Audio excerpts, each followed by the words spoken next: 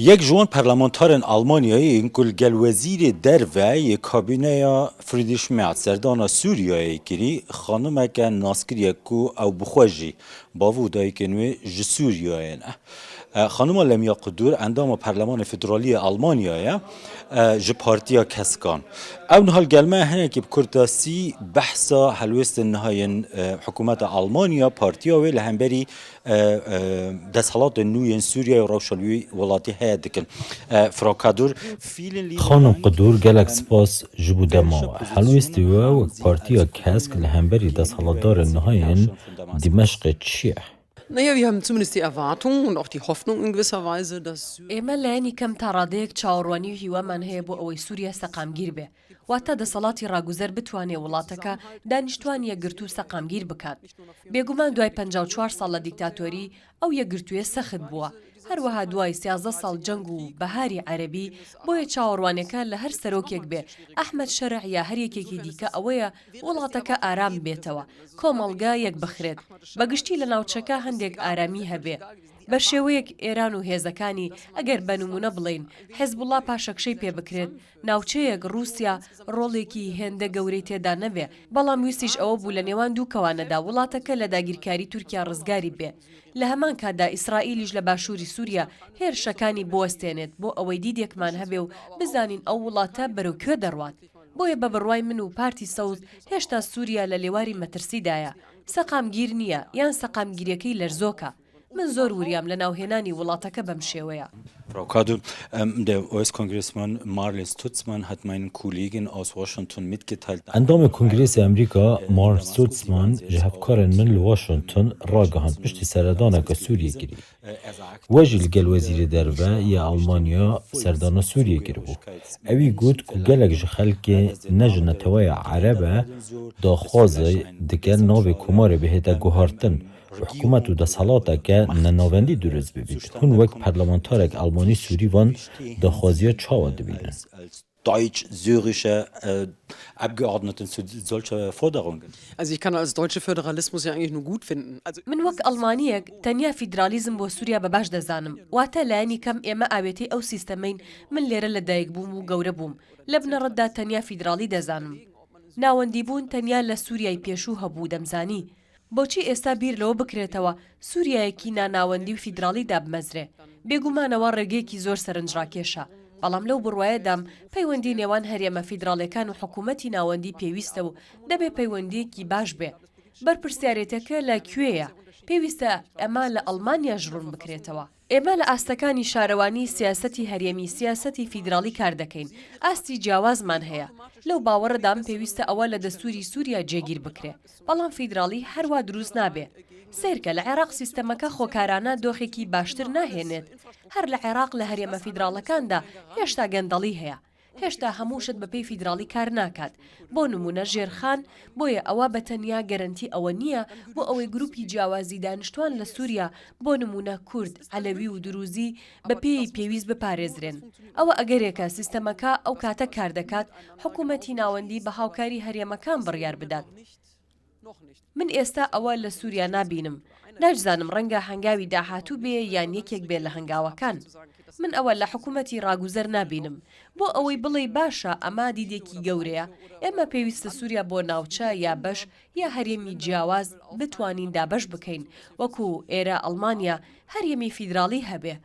پاشان هەر هەرێمێک کەمێک بتوانێت بۆ خۆی کار بکات بەڵام پرسیار ئەوەیە ئایا لە هەر کاتێک کە دۆخێکی سیاسی دروست بێ یا ئۆپۆزیسیۆنێک بە شێوەیەکی بەهێز دەربکەوێت لە سووریا بە پشتیوانیەکی زۆرەوە لە دانیشتوان دەکرێت هەمووشت بگۆڕێت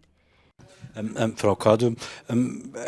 Friedrich Merz hat öffentlich bekannt gemacht, dass er Ahmad al-Shara nach Berlin eingeladen hat.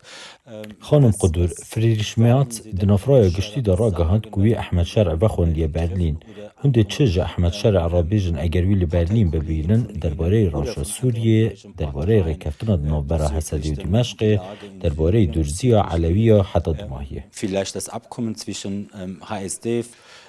syrische demokratische Kräfte mit Damaskus bezüglich Drusen, Alawiten etc.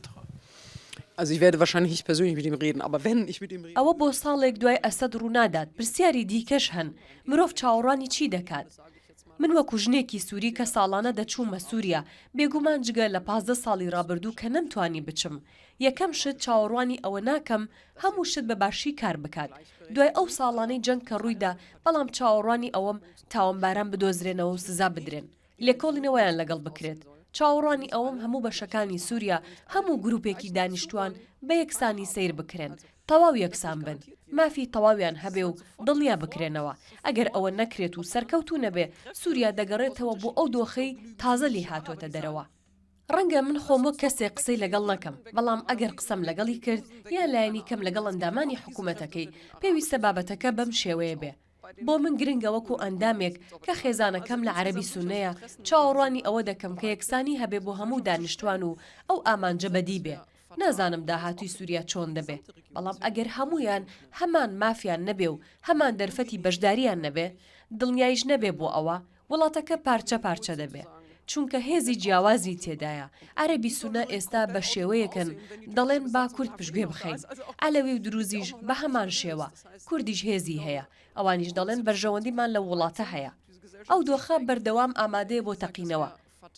بەڕازگۆیی بڵم ئەگەر ئەوە ڕوو بدات کارە سادبار دەبێ نەک تەنیا بۆ سووریا بەڵکو بۆ هەموو ناوچەکەش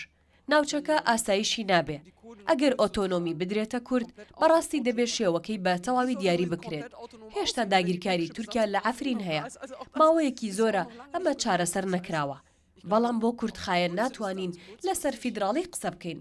من ئێستاوە نابینم بەڵکو پێویستە سەرەتا بابەتەکە ئەوە بێ وڵاتەکە بە تەواوی سەقامگیر بێ بۆ مەودای درێژخایەنیش دەبێت دیدگەیەک هەبێ پێویستە حکوومەتی ئێستا کار بکات کە دیدگەی بۆ داهاتوو چییە؟ 4 بۆ 5 ساڵی داهاتوو دۆخی سووریا چی لێ دێت؟ پرسیارێکەدن یا داویلی هەندێ وێ باوەریە دانا کو ئەحمەد شەرع بۆ بەرلین دێتە بە خواندن تنێ ji بۆ سیاسەتە کوچبەری و پەنابەری ku nihaya germ e li Almanya û ji bo dihête xwastin bi her awayekî bîtin hinek kes evca ew sûcdar bin yan na bû Sûriye bihêne deport kirin. Also ehrlich gesagt sagt mir genau das mein Gefühl. Mein Gefühl sagt mir und auch das, was ich so aus dem Bundestag mitbekomme und auch von der Union, ڕاستی بڵێم منیش هەست بەوە دەکەم ئەوەش لە پەرلەمانی فیدراڵی تێدەگەم لە پارتە هاوپەیمانەکانیش هەردوو پارتی دەستە خوشکی کریستیان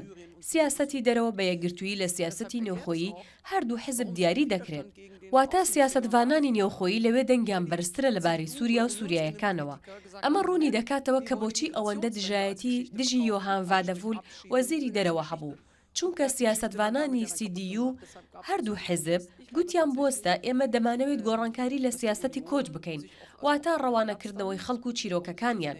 ئەو ناڕەزایەتیانە چیرۆکەکەی تێدا بڕوام وایە بەڕێز مێرتز بیر لەوە بکاتەوە کە ئێمە وەکو ئەڵمانی یارمەتی مرۆیی پێشکەش بکەین ئەوە ئاشکرایە ئێمە پشگیریمان هەیە بۆ دادپەروەری لە گواستنەوەیاندا لە لێکۆڵینەوە لە تاوانەکانیش وەکو ئەوەی بۆ نمونە سیدنایە بکرێتە مۆزەخانەیەک ئێمە وەکو ئەڵمانیا بەداخەوە ئەزمونمان هەیە لەو چیرۆکانە بەڕێز مێرتز لە بەرامبەردا دەڵێت ئێمە بە مەرج ئەمە دەکەین کە گەڕانەوەی سووریایەکانە ڕەنگە داواکاری سێم و چوارەم و پێنجەم لەبارەی دانیشتوان و کەمینەکان بێ لە کاتێکدا پێویستە زیاتر لە بەرچاو بگیرێن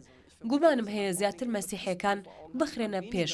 کەمتریش عەلەوی و دروزی و ئێزیدیەکان پێکاتەی دیکەش لە سووریا und Jesiden oder wir haben ja noch alles Mögliche in Syrien. Es ist ja nicht nur, selbst unter den Muslimen ist das ja sehr vielfältig